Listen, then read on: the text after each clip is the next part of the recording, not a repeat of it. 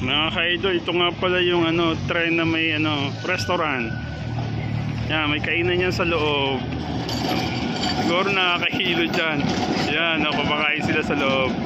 Yan. Paikot-ikot lang yan dito sa buong Torino.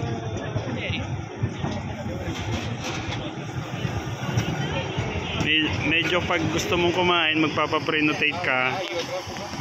Kasi ang daming gustong magpapre-notate sa kanila.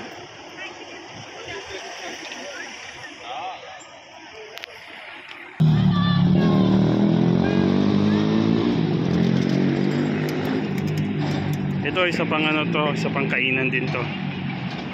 Yan.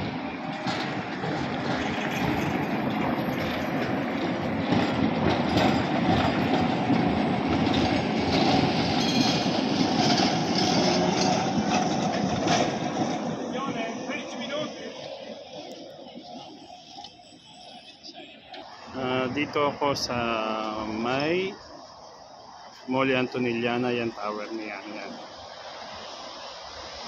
Kita niya ang buong Torino pag nandiyan ka sa ibabaw niyan. Maganda dyan.